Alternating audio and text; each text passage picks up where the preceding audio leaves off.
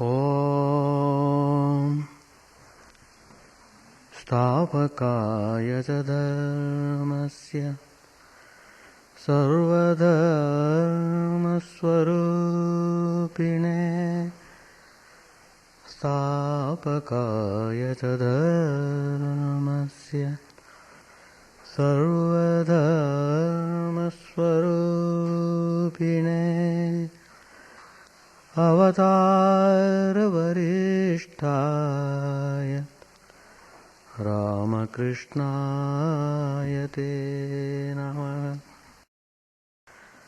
Niranjanam Nityamanantarupam Bhaktanukampadrita Vigraham Vai Niranjanam Nityamanantarupam Bhaktanukampadrita Vigraham Vai Ishavataram Parameshamidhyam Tam Ramakrishnam Sirasa Namami. Let us bow down to Sri Ramakrishna, the embodiment of all religions, the Supreme God Incarnate, who is adored by all, pure, eternal, infinite by nature.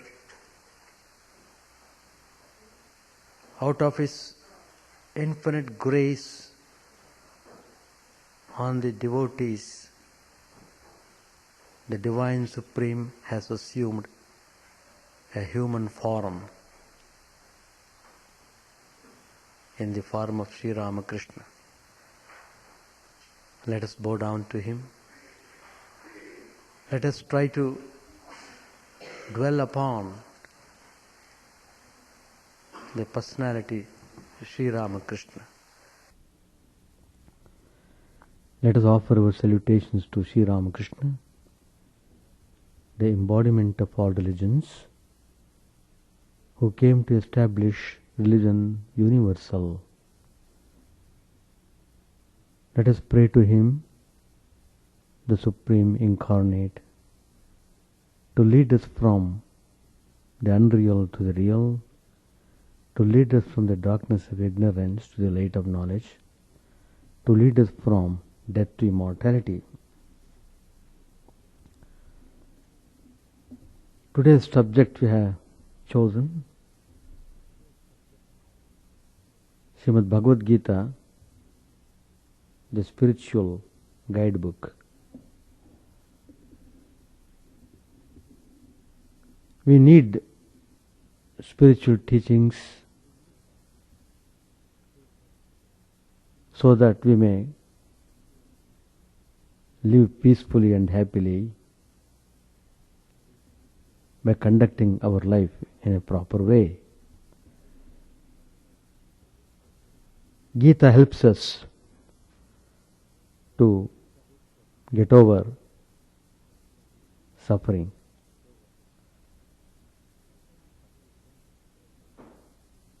Suffering is there everywhere. It is very familiar to a greater or lesser extent. It may be called one of the few truly universal experiences.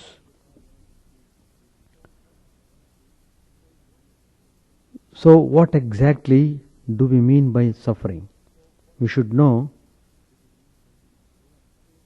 the way of suffering, and then we'll be able to tackle it properly.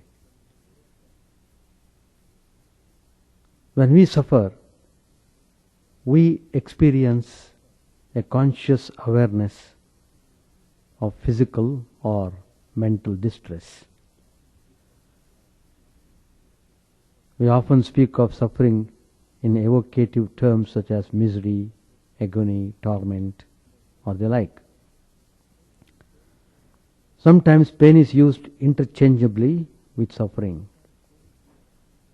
though the two are not fully synonymous. While pain inevitably afflicts us, suffering is really our mind's reaction to the pain. Thus, while pain may sometimes be beyond our control, we can make choices about our reactions and therefore about our suffering. Suffering has many different causes. For example, the physical pain, disease, or injury can give rise to suffering. When our mind focuses upon our physical problems and we become worried about its consequences, will it get better or worse? Will I be unable to live my life as before? Will I die from it? So all these questions keep bothering. Then there is suffering. Our suffering may also be the result of some physical loss outside of ourselves, such as the illness or death of a friend or relative, or the loss of some object or property belonging to us. Suffering may also arise from non-physical causes. An insult or a harsh word from another person can cause profound suffering. In fact, even our imagination can cause us to suffer. Anyway, the suffering has been categorized as three types, depending on the nature of its source. Our philosophy clearly defines them. There are three types of suffering. One is Adhyatmika, the other one is Adibhautika, and the third one is Adidaivika. Adhyatmika is that suffering which arises from within oneself, such as physical or mental illness. Whereas Adibhautika is suffering which results from the acts of other beings. For example, an accident caused by another person, or a wound inflicted by an animal, and so on. While the third one, Adidaivika, is that of natural calamities, such as earthquakes, floods, famine, fires. So, like this, suffering has been categorized, broadly speaking, in these three ways: Adhyatmika, Adibhautika, Adidaivika. Of course, we all desire to be free from pain and suffering. Yet we find that all our attempts at seeking pleasure are ultimately unfruitful. Why? We see through our experience, joy brings sorrow, birth brings death, pleasure brings pain. Each one is inherently bound together with its opposite. Suffering of one kind or another is inevitable for all people, whether good or bad, strong or weak, rich or poor. In fact, the very achievements which people usually expect will reduce their suffering, such as wealth, possessions, power, marriage, children, and the like, often bring in their wake increased suffering and even less enjoyment.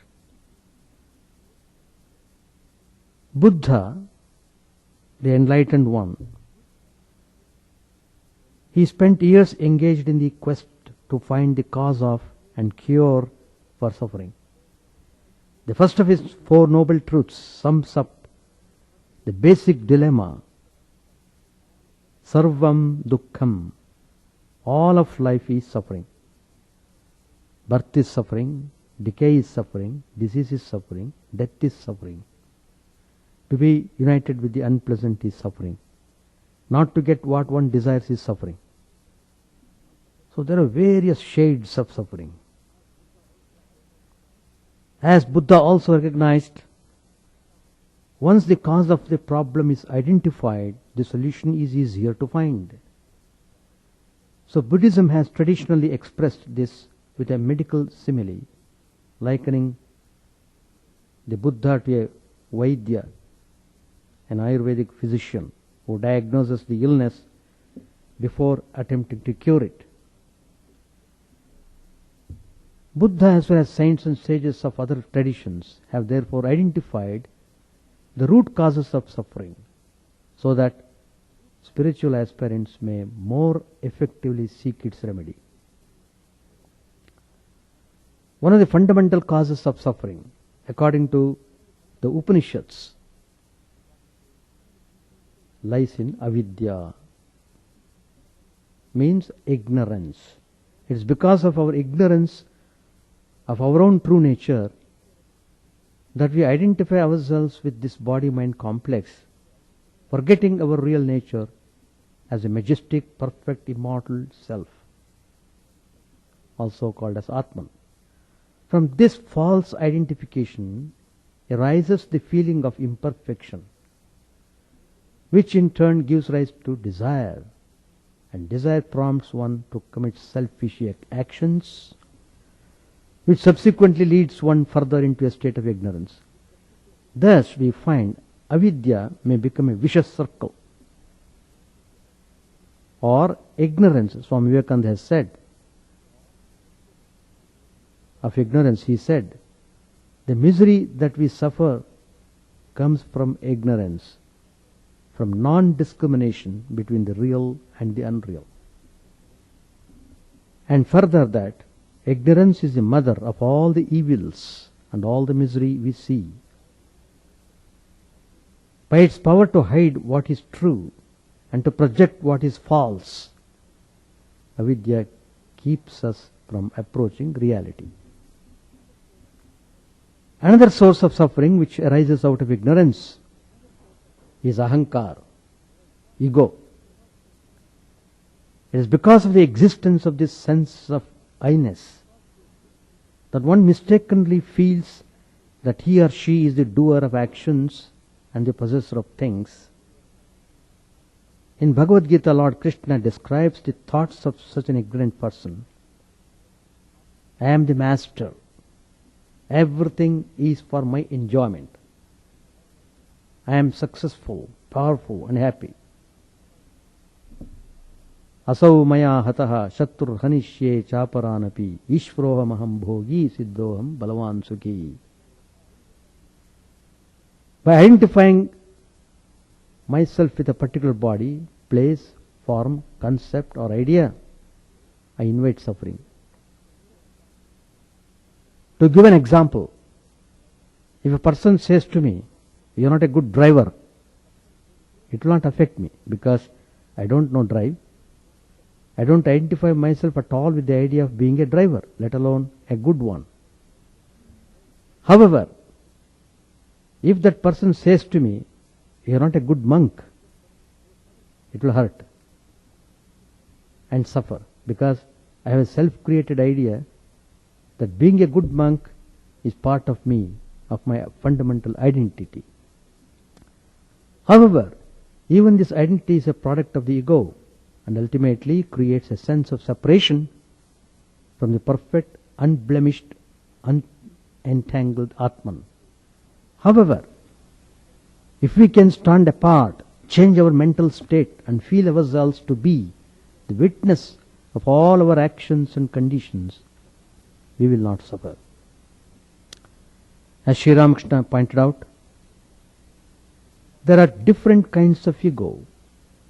What he described as the unripe ego is a source of mistaken beliefs, such as identifying ourselves with our occupation, our family, our wealth, or our social position. The ripe ego is without possessions or attachments to worldly objects. Such persons feel attachment only to spiritual things. Their egoism might take the form of pride in being a devotee of God. For instance, Sri Ramakrishna has compared such persons to young, carefree children who are not bound by prejudices and preconditions. Lord Buddha, in his second noble truth, identified the cause of suffering as craving, that is trishna. Trishna means thirst. Craving, in its broadest sense, denotes the deep-seated desire that all living beings have for sense pleasures. We desire to enjoy comfort, good food, entertainment, and pleasant company. Yet none of these can give one complete and lasting satisfaction. When a person gets something that he desires, he wants more and more of it, and so greed arises. Further, if the fulfillment of our desires is obstructed, anger will arise, which in turn may lead to unpleasant words, violent quarrels, and even fights or killing. Uncontrolled desires, often leading to physical or mental addiction, invariably culminate in terrible suffering.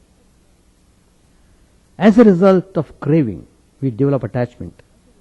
Because everything in the universe is in a state of flux, constantly changing, attachment to anything will inevitably bring suffering. While all created things will sooner or later slip through our fingers, our real self, which is identical with the God, the unchanging reality, is a sure and dependable source of peace and joy.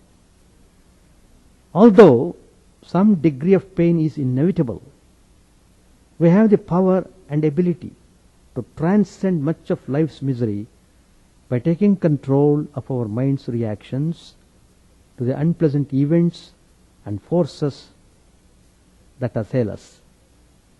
For example, when the thought arises in the mind that I am suffering, make a conscious effort to bring the mind one step away, thinking instead that I am the witness of that suffering. Doing so not only helps us lessen our feeling of misery and helplessness, but also intensifies our detachment from the body and mind and helps our conscious identification with the self. It's also important for us to ask ourselves whether our own unrealistic expectations may be furthering our suffering. For example, do we believe that we are entitled to a life completely free of illness and pain? Does some part of our mind think that we deserve to have boundless and unending health, wealth, youth and power, even though we really know that this is true for no one? A good example of the delusive power of unrealistic expectations may be found in the well-known Buddhistic story of Kisa Gotami and the mustard seed. After refusing to accept the reality and finality of the child's death, Kisa was sent by Buddha to beg a cure of mustard seed from any home that had never experienced a death in the family. It was only after a fruitless search for such a deathless home that she realized death must befall all, accepted her child's passing, and was freed from her hysterical grief. By this story we are reminded that we must realistically expect painful events in life. Another technique for reducing suffering in our lives is to develop the practice of always trying to focus on the positive aspect of any situation. For example, if a friend or relative has passed away, focus on celebrating their memory rather than dwelling upon the loss. Do something beneficial to others that will cause the memory of the departed person to live on. The company we keep is also important. If we spend much of our time with people who are negative in outlook, or whose actions may influence us towards bad behavior, we are likely to bring upon ourselves more misery. If we cultivate the friendship of those who are positive, thoughtful, ethical, and spiritually minded, we will at least find ourselves better able to deal constructively with negative circumstances. Try also to cultivate patience. Remember, if everything enjoyable is impermanent, everything unpleasant is also impermanent. As Holy Mother Sri Sharda Devi said, difficulties always come, but they do not last forever. You will see that these pass away like water under a bridge. We can also derive inspiration from the sufferings of great souls and their examples of forbearance. Imagine the extreme pain inflicted upon Jesus Christ during the crucifixion. Yet, he somehow found the inner strength to ask God to forgive his persecutors. Sri Ramakrishna, in the last moments of his life, suffered terribly from throat cancer, but still managed to elevate his mind above it and maintain the holy mart of joy around him. The Holy Mother also had to put up with much physical pain and mental torment throughout her life, but kept a calm and serene manner about her in the midst of the most trying circumstances.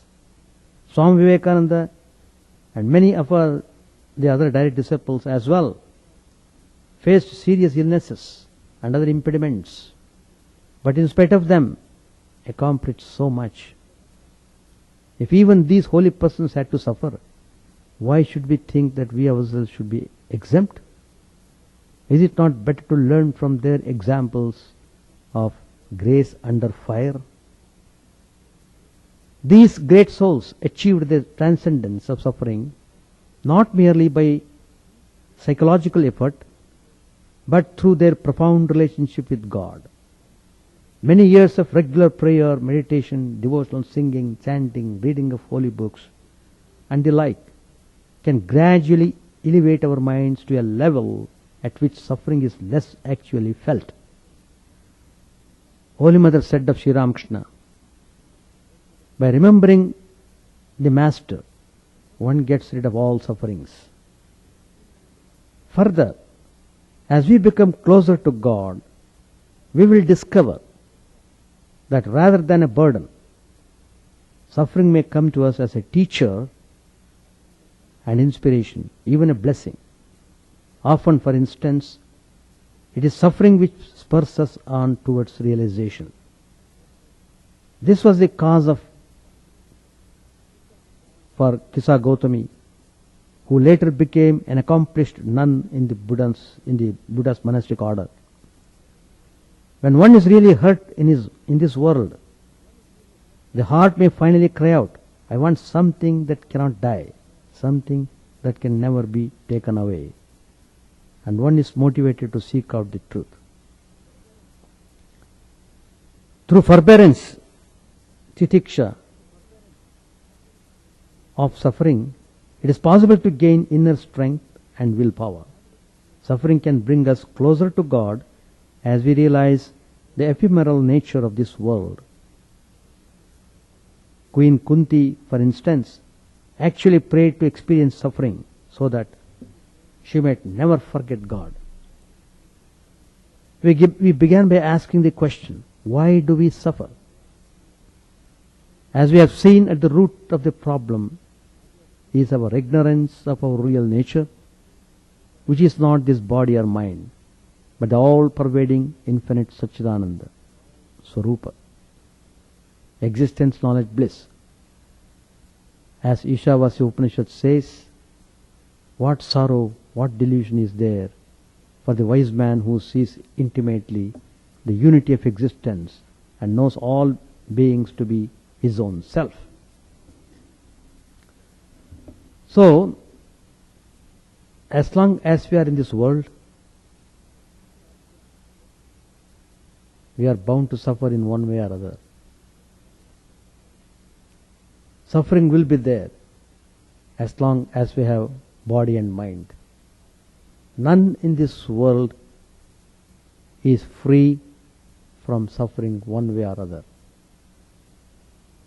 So that is the fact of life. Fact of life is suffering, is there. Now how to handle this suffering? By wisdom. That wisdom is provided by Lord Krishna in the Bhagavad Gita. So, Gita acts as a guidebook for our spiritual life. So, in order to overcome suffering, we have to take up spiritual life. Doesn't matter whether you are in the world or somewhere else. Everyone is in the world only. Even monks also live in the world. Where do they go? Away from the world. But it only means how you act upon, how you conduct your life in the world. That's very important. In this respect, Bhagavad Gita gives us great guidance. So, first chapter itself we see how Arjun became so desperate. His cry for help is a cry of humanity. When he saw all his kinsmen gathered before him, he lost his nerve. His mind simply whirled, and he was overcome by sorrow and distress. The teachings of the Bhagavad Gita are aimed to bring sanity and clarity to the confused mind and enable one to develop spirituality. So you have to get awakened. There is no way. There is no way. You have to become spiritual by whatever means. The various yogas like bhakti, jnana and karma are descriptions of a sita prajna, gunatita and bhakta. They give disciplines for the spiritual life. The divine qualities described in the 16th chapter indicate the discipline for personal spiritual life. Now first, the discipline of karma yoga. There is an inviolable law in relation to choice of duty. Duties that are best suited to us devolve upon us. A certain amount of change of duty is possible, but not a complete change. Duty has to be done to the best of our ability and as unselfishly as possible. Duties, as we all know, are not necessarily pleasant. One may feel tempted to avoid unpleasant duties, but by non-performance of work, we shall not attain freedom from it. Absolute non-performance of work is by nature impossible. We are constantly acting through thoughts, words and deeds. They determine our character, our tendencies and tastes. The impress of karma and the resultant tendencies get woven into the very constitution of the body. They become a part of our nature. The mind, in a way, is a master of the body. Even if the body is inactive, activity of the mind alone is enough to cause bondage. If we want freedom from the influence of karma, the mind has to be made pure and unselfish. Such a pure-minded person, though leading a normal life, does not initiate any activity compelled by selfishness. He does not set himself to accomplish impossible things. He endeavors to achieve what is possible and useful for his spiritual progress. He always takes care to keep his selfishness and senses under control. His mind is free from attachment. The healthy disposition of his mind helps to make his spiritual journey smooth. Some may say, if work causes bondage, why not stop all work? We must remember that life is not possible without work. No society could survive if people gave up all work. Work is an essential element of life. It is both a physiological and psychological necessity. Work alone contributes to the well-being of the individual and society. Not only has it to be done, but it has to be done with a worthy motive that brings spiritual merit. Work has a double potential in it. If the motive is bad, it can harm our soul. If good, it can be a source of help. So work is not an end in itself. Work can forge bondage or remove it. Motive plays a decisive role in determining the nature of work. So motive is very important. So when you are practicing spirituality, when you take up spiritual life, you must be always careful about your attitudes, your motives, and all the details connected with that.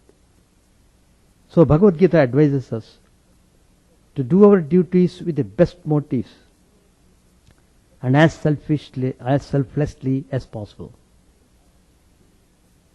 By this process, duties can be performed for spiritual benefit. A devotee of God seeks salvation through all his activities. For him, God is the end and life in the world is a means. He considers himself as an instrument in the hands of God and dedicates the fruits of all work to God. By accepting God as the ultimate authority, we effectively humble our ego. We are advised to surrender our ego and fruits of all action to God. A life well lived with dedication and unselfishness ultimately leads to liberation of the soul. So that is about discipline of Karma Yoga. And Lord Krishna also gives the discipline of Jnana. Jnana Yoga is the reasoned exposition of philosophical doctrine. Lord Krishna tells Arjuna, Bhaktosi me sakacheti rahasyam hetaduttamam. You are devoted to me, you love me, you are my friend. You have all these qualities.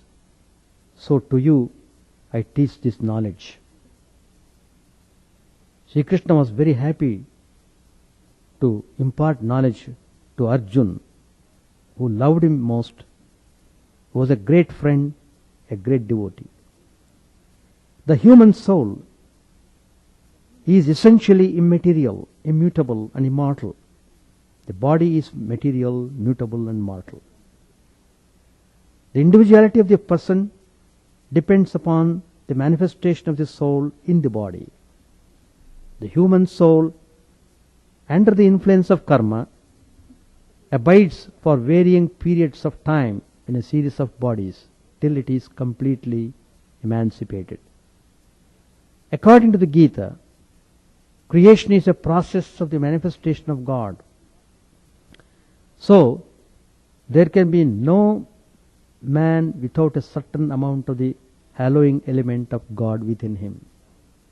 However, in some he is more predominant than in others. The power of God exalts and glorifies the life of the godly man, even as the pressure of the man element keeps the life of common man at a low level where divine light is feeble. The object of creation seems to be to test and improve the spiritual strength of individual souls in the midst of this wonderful world. The world affords opportunities for the manifestation of the power of love and goodness. At the same time, it is full of severe temptations and trials. Each soul undergoes a severe test here and improves itself by means of its earnest and honest living. So Bhagavad Gita prescribes jnana tapas to bring about fulfillment in life. What is jnana tapas? It is austerity of thought. Vitaraga bhayakrodha manmaya mamupashritaha bahavo jnana tapasa puta madbhava magataha. Lord Krishna says in the Bhagavad Gita chapter 4, freed from passion, fear and anger, absorbed in me, taking refuge in me, and purified by austerity of thought, many have become one with my being. In jnana tapas, one has to practice serenity of mind, kindliness, control of speech, honesty of purpose, and so on. This type of tapas leads a man to self-purification and self-control. Unethical propensities are to be curbed. Desires, fear and anger are to be brought under control. Under the discipline of Jnana Yoga come faith and devotion to God, self-surrender, study of the scriptures and the lives of the saints. Unless we eliminate our unethical and unspiritual tendencies of selfishness, we cannot live a wholesome life of selfless work. A strong sense of duty and a high moral responsibility will help in overcoming common human weaknesses. A mortal becomes immortal, attains the highest even here when all the desires of the heart are quelled, says Kathopanishad. Now Lord Krishna gives the discipline of bhakti. The 12th chapter deals with this subject in relation to the life of a devotee. The devotee worships a personal God. God is his highest ideal and object of devotion. Whatever it does for the love of God. Lord Krishna is the most charitable of all teachers of religion. He never speaks lightly of any form of worship or any way of realization. He assures salvation to those who are devoted to him. How does the devotee worship him? The devotee is advised to dedicate all actions to God. Whatever the action, secular or spiritual, it must be for the love of God. Such dedication makes the devotee pure and unselfish. By the power of divine love, he develops vairagya, as all attention is directed towards God. He has no time for worldly things. He is attached to God, hence the world moves away from him. The teachings in the Gita advise the devotee to fix his mind on God and rest in him. When one becomes possessed by God, one is saved. Such a man creates no new karma. All his actions are prompted by God. Even while doing normal duties, he feels that he is doing the work of God. There is no repression of any impulses in the path of bhakti. We are advised to turn them all Godward. God will be the center of all our emotions and feelings.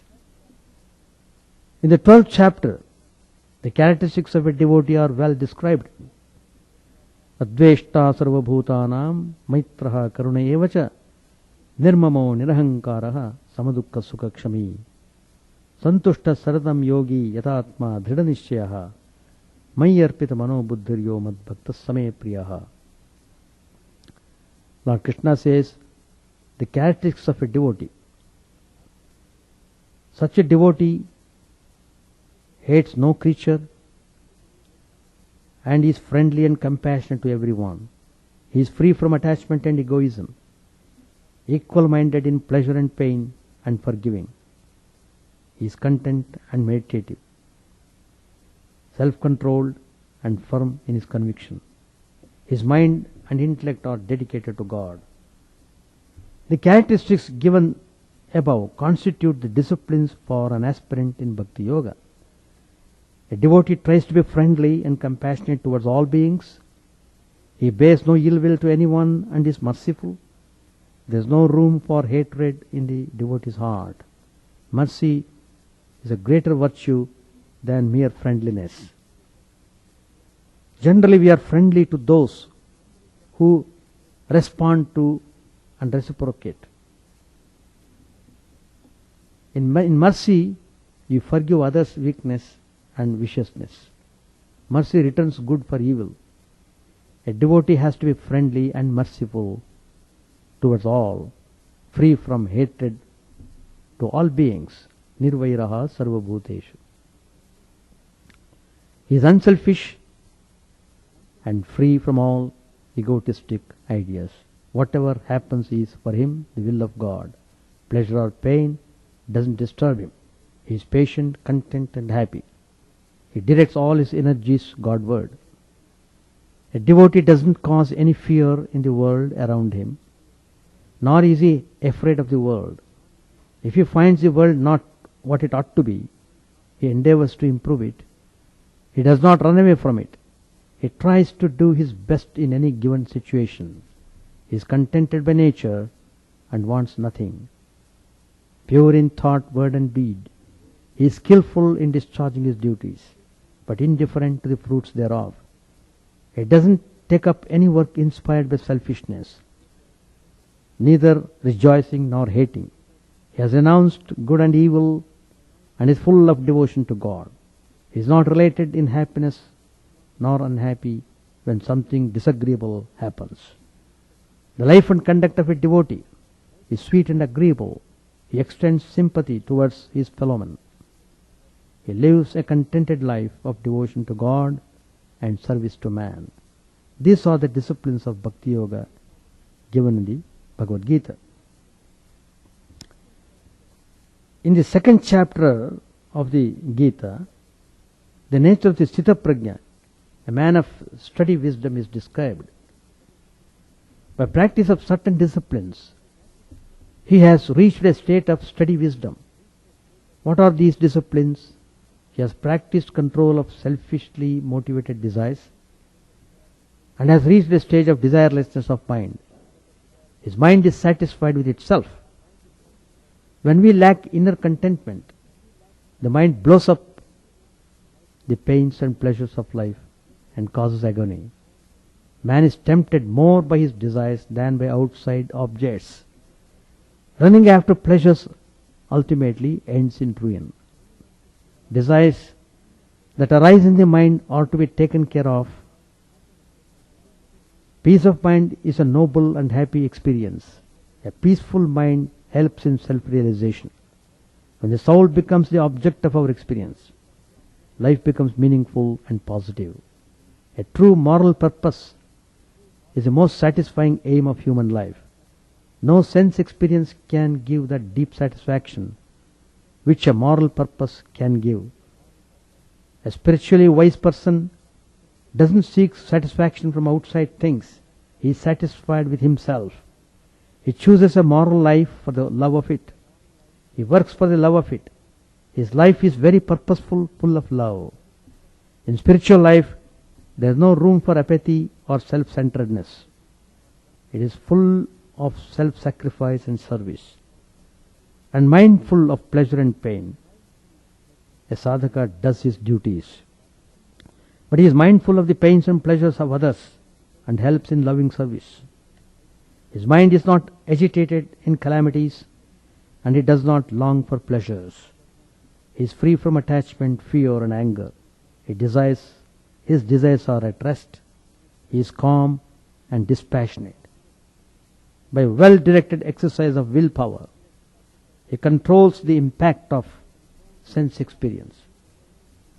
A spiritual aspirant has to express friendly satisfaction towards the happy and the prosperous, kindly sympathy towards the unhappy and the miserable, joyous appreciation towards those who are good and worthy, and conscious indifference towards the bad and the unworthy. Continuous practice of these mental attitudes is essential for spiritual development. These disciplines give peace of mind. If a person has no peace, he can't be happy. Senses sway the mind and cause distraction. The mind seeks pleasures. Pleasures being transient easily change into pain. It's a mistake to think that happiness is enduring. The senses are as powerful as a storm. With great endeavor and strong willpower, they can be controlled. Real happiness lies in self-control. His wisdom is well established, whose senses are well controlled. We all desire peace. There is a price we have to pay for everything in this world. What is the price we have to pay for peace? Abandonment of all desires. Conduct of life without any attachment and longing, and freedom from the sense of I and mine. This is the price one has to pay for achieving supreme peace. And that's the way to get over sufferings in life. So, if we direct our mind towards God, practice spiritual disciplines, then we feel happy amidst all these sufferings. And the same world looks very beautiful, and it helps us to reach our goal, the realization of the true self. Once we realize that the nature of our true self, then the delusion is gone. Then no suffering, and peace only pervades. So, when we realize this Atman within ourselves, that is the end of all suffering. So, Bhagavad Gita is a spiritual guidebook. We can take any discipline, either one or more, and practice them in life and derive the benefit of them. So with this, I conclude my talk, and after this program we have got a graduation ceremony. So I am closing this Sunday service 15 minutes earlier. Thank you. Om Sahana Vavatu Sahanau Bhunakto Sahaviryam Karavavahai Tejasvinavadhitamastu ma vidvishavahai. Om Shanti Shanti Shanti. Harihi Om. May the Divine Spirit protect us, guide us, give us strength and right understanding. May we not hate one another. May love and harmony be with us all. Peace, peace, peace be unto all. May the Divine Lord protect us. May He nourish us. May we work in harmony with great vigor. May our study be illuminating and fruitful. May we not hate each other. Peace, peace, peace be unto all.